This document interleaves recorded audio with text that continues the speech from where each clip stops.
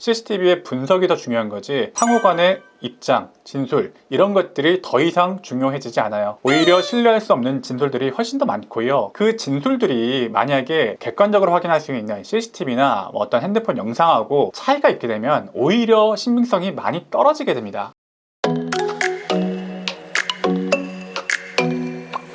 네, 안녕하세요. 실전 법률 알려드리는 현변이고요. 오늘은 며칠 전에 상담 사례를 좀 각색해서 설명 좀 드리려고 해요. 자, 이분들은요, 상대편 부부와 어떤 신랑이가 있었는데 일방적으로 맞았다. 그런데 느닷없이 상대편 측에서 오히려 고소를 하는 바람에 지금 형사 조사를 앞두고 있다라고 하시면서 찾아오셨어요. 그러니까 요약해서 정리를 하자면 이분들의 경우에는 상대편 부부와 2대2로 신랑이가 있었고 그 과정에서 상대편으로부터 진짜 맞기만 했는데 오히려 상대편 측에서는 얘네들이 먼저 때렸다. 상담자분들이 먼저 때렸다라고 하면서 먼저 고소를 한 그런 사안이라고 볼 수가 있을 것 같아요. 사실 이런 경우에는요, 이 상담자분들이 오셔가지고 굉장히 좀 억울한 얘기를 좀 많이 하세요. 뭐 장사만 잘 하고 있었는데 갑자기 느닷없이 들이닥쳐가지고 시비를 걸더니 갑자기 저희들을 폭행하기 시작했다, 이런 얘기를 좀 많이 하세요. 제가 이런 사건들을 수십 건은 하면서 억울하지 않으신 분들을 본 적이 없습니다. 그런 과정에서 나는 진짜 방어를 하기 위해서 또는 말리기 위해서 소극적으로 말리기만 했는데 갑자기 자기들이 뭘 잘했다고 우리를 신고하고 고소하기까지 했어요. 이런 식의 얘기를 정말 많이 들었어요. 사실 진짜 억울하시겠죠. 진짜 맞기만 했는데 신고까지 당하셨다면 정말 너무 억울하시겠죠. 그래서 변호사까지 상담을 찾아오신 거겠죠. 이런 상담을 하실 때 제가 가장 먼저 말씀 좀 드리는 내용이요, 딱 하나입니다. 이거 CCTV 있나요? CCTV 혹시 경찰이 확보했다고 하나요? 제가 이걸 먼저 물어봐요. 사실 제가 이런 사건을 한 100건을 좀 해보면요, 보통 이런 사건의 90% 정도는 쌍방폭행으로 마무리가 됩니다. 쌍방폭행으로 이제 수사보고 치고 송치를 하는 거죠. 그리고 나중에 약식 기소, 벌금 정도로 해서 마무리가 됩니다. 정말로 한쪽은 때리기만 하고 정말 한쪽은 맞기만 해가지고 한쪽이 일방폭행으로 그쪽만 송치가 되고 상대편은 무죄가 나오는 경우가, 불송치가 나오는 경우가 실제로는 10%도 안 될 거예요. 한 5% 정도 될 거예요. 그 이유는 사실 이렇게 상대편이 시비 거는 상황에서 그 상대방도 당황하고 분노하고 흥분한 그런 상태에서 나도 모르게 진짜 주먹을 들고 물리력을 행사하는 경우가 많기 때문이에요. 특히 술 취한 상태에서 시비를 걸어오는 상태에서 진짜 주머니에 손 꽂고 또는 뒷짐지고 맞기만 하면서 그거에 저항을 하지 않는 게 대단히 쉬운 일이 아닙니다. 적어도 어느 정도의 유형력은 행사했을 것이다 라고 보는 것이 저희 생각이 아니고 보통 수사관들의 생각이에요.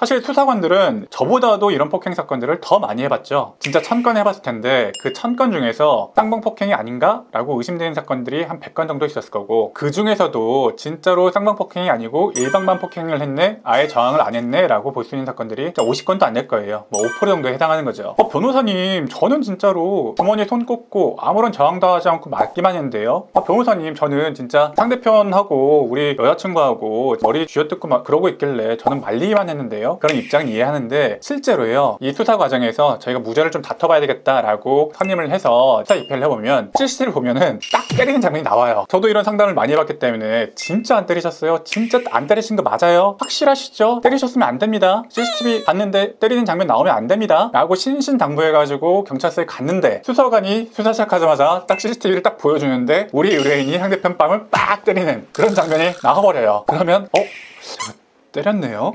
이러세요. 실제로 우리 뇌가 본인이 잘못한 거를 잘 기억을 못해요. 특히 흥분 상태에서 자기가 한 행동은 잘 기억하지 못하고 상대편이 때린 것만 나는 기억에 남게 되는 거죠. 가해자는 기억을 못하고 피해자만 기억한다, 그런 얘기가 있는데 쌍방 폭행의 상태에서는 쌍방이 다 그래요. 내가 때린 건 기억 못하고 허위 사실도 섞어가면서 더 과장되게 표현하는 경우가 더 많습니다. 처음으로 돌아와서 폭행에 연루되었다라는 사건을 상담을 받게 되면 가장 먼저 수사관이 CCTV를 확보했는지 그거부터 물어봅니다. 그러면 사실은 입장에 대해서 더 들어볼 게 없어요. CCTV에서 어느 정도 상황이 나오는지, 어느 정도 행위까지 특정되는지, 그게 더 중요한 거지. 즉 CCTV의 분석이 더 중요한 거지 상호 간의 입장, 진술 이런 것들이 더 이상 중요해지지 않아요. 오히려 신뢰할 수 없는 진술들이 훨씬 더 많고요. 그 진술들이 만약에 객관적으로 확인할 수 있는 CCTV나 어떤 핸드폰 영상하고 차이가 있게 되면 오히려 신빙성이 많이 떨어지게 됩니다. 신빙성이 없는 주장, 그러니까 객관적인 증거와 배치되는 진술을 하게 되면 수사관이 더 이상 믿어주진 않고요. 오히려 객관적인 증거 사이에 공백이 있을 수 있잖아요. 그 사이에 오히려 이 사람의 말은 신빙성이 없는 진술이네 해서 그 진술을 진술에 대해서 믿어주지 않을 가능성이 더 커지게 돼요. 가장 중요한 건 CCTV가 있는지, 객관적인 증거들이 있는지를 확인을 하시는 거고, 그렇다고 한다면 CCTV 영상으로 확인할 수 있는 객관적인 상황에 부합하는 진술을 조금 더 디테일하게 만들어 가시는 게 더 훨씬 더 중요하다. 물론 그런 경우가 있을 수 있죠. CCTV에 보는 각도에 따라서 상황에 대한 해석이 달라지는 경우가 있을 수 있잖아요. 그런 경우에 대비해서 기억하시는 세부적인 그런 분초 단위로 내가 어떤 행위를 했고, 이런 행동의 목적은 뭐였고, 이건 어떤 취지였고, 그런 항변들을 미리 준비해 가시는 것은 대단히 중요합니다. 그런데 CCTV가 배치되는, 나는 전혀 안 때렸는데요? 나는 맞기만 했는데요? 이런 진술을 함부로 준비해 가시면 안 되세요. 그게 결코 유리하지가 않습니다. 그리고 가장 당부드리는 게, 객관적인 증거와 나의 기억이 다를 수 있다. 그걸 무조건 염두에 두시고, 만약 그런 증거가 튀어나왔을 때 내가 적절하게 대처할 수 있도록 변호사와 좀 상담도 좀 해보시고, 이런 경우에 좀 당황하지 않고 얘기하는 것을 연습을 좀 해보신다든지, 그런 좀 준비를 하신 다음에 좀 가시는 것을 추천을 좀 드려요. 오늘 내용이 도움이 되셨다면 구독과 좋아요 한 번씩 눌러주시기 바랍니다. 여러분의 좋아요는 제가 이 채널 유지하는